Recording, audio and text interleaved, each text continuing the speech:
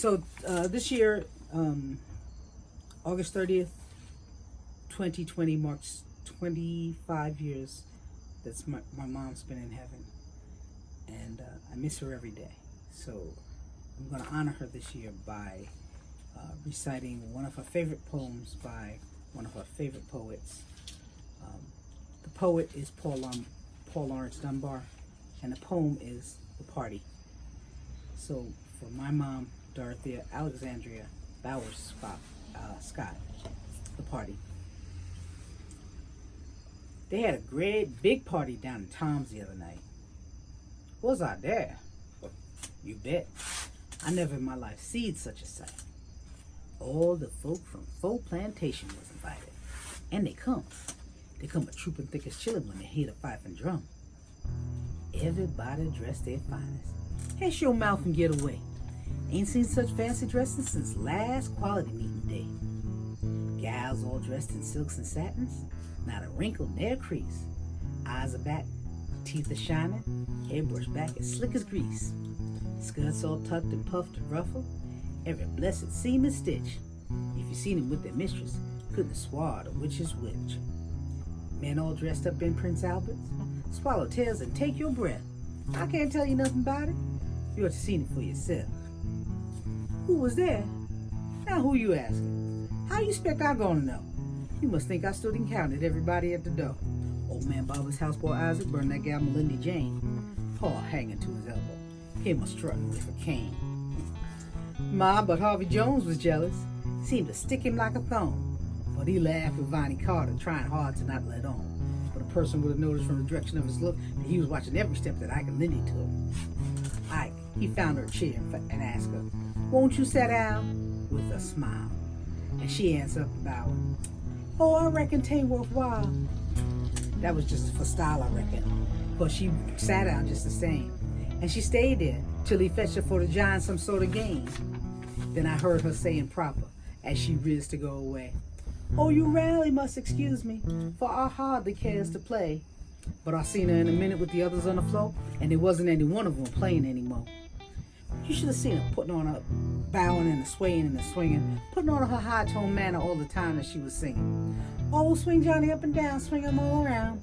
Swing Johnny up and down, swing him all around. Oh, swing Johnny up and down, swing him all around. Fare you well, my darling." Had to laugh at old man Johnson. He's a kosher now, you bet. Hit 9 to 100, but he's spry and nimble yet. He lowered to a soda giggle.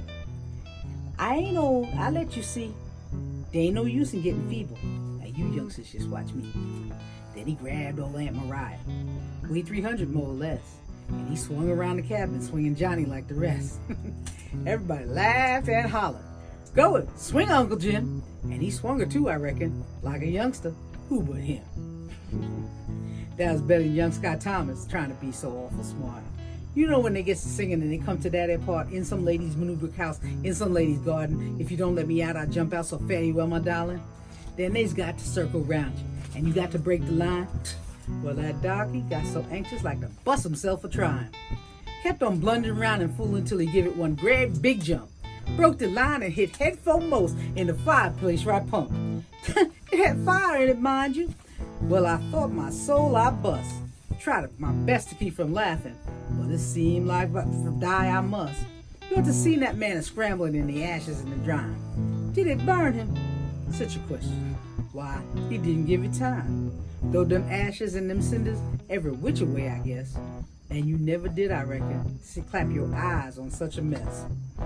For he surely made a picture, and a funny one to boot, with his clothes all full of ashes and his face all full of soot. Well, he'd like to stop the party. And I reckon like as not, if Tom's wife Mandy hadn't happened on the spot to invite us all to supper, well, we scrambled to the table. And I'd like to tell you about it, what we had, but I ain't able. Mention just a few things, though I know I had an order. For I know will start your hankering, and your mouth will mince to water.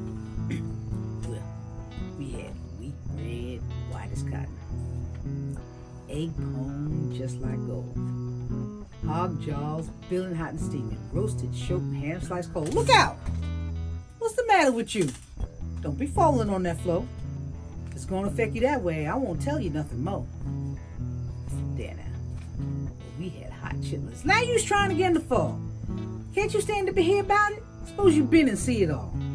Seen that great big sweet potato laying by the possum side? Seen that coon and all his gravy? Reckon then you'd up and died. Man, did she love him. Y'all really must excuse me. 'Twan't much upon my shelves, but I done my best to please you. So sit down and help yourselves. Tom, he loved. I don't believe in apologizing in profession. Let the pig like the ketchup. Elder Thompson, ask the blessing. Sure to see that colored creature. Clear his throat, bow his head. One eye shut, one eye open. This is every word he said. Lord, look down with tender mercies on such generous hearts as these. Make us truly thankful right now. Pass that possible if you please. Well, we ate and drank our potion till there wasn't nothing left. And we felt just like new sausage. We was most nigh stuffed to death. Tom, he knowed how we'd be feeling, so he had the fiddle around, and he made us clear the cabin for the dance that supper down. Jim the fiddler tuned his fiddle, put some rosin on that bow, put a pine box on the table, mounted it, and let it go. He's a fiddler now, I tell you, for he made that fiddle ring. 'Twas the oldest and the lamest had to give their feet a fling. Jigs, cotillions, reels, and breakdowns, cauldrons, and a waltz or two. Bless your soul, that music winged him, and the people like the flute. Crippled Joe the old rheumatic danced that floor from side to middle, threw away his crutch and hopped it. What's rheumatics getting a fiddle? Elder Thompson got so tickled that he liked to lose his grace. Had to take both feet and hold them so as to keep them in their place. And them Christians and them sinners got so mixed up on that floor that I don't see how they parted the trumpet trance above. Well, we danced that way and capered in the most ridiculous way till the roosters in the barnyard played their front throats and crowed for day. Sure to be me, for I tell you, everything was rich and prime, and there ain't no use in talking. We just had a scrumptious time. Mom, I miss you. I miss you so much. I miss you reciting that poem. I miss us reciting that poem with you and chiming in. And all the other poems that you told us, Little Brown Baby with Sparkling Eyes, and everything else. I know that you're sitting on the right hand of the Father. I know you're in heaven. And I know that I will see you too soon and not soon enough. And by the way, I miss Uncle Lester too. I know he's been gone 27 years to the exact same day. I haven't forgotten you. Your National Velvet has not forgotten you. I miss you too. And I miss my dad, and I miss my brother, and I miss my Aunt Juanita and my Uncle Lloyd and everybody else. But I especially miss my mom. So I miss the poetry and the music and the art and the beauty that she gave me.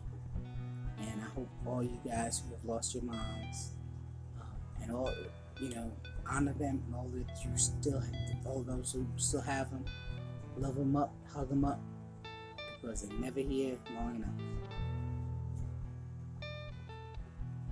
Just have a scrumptious time.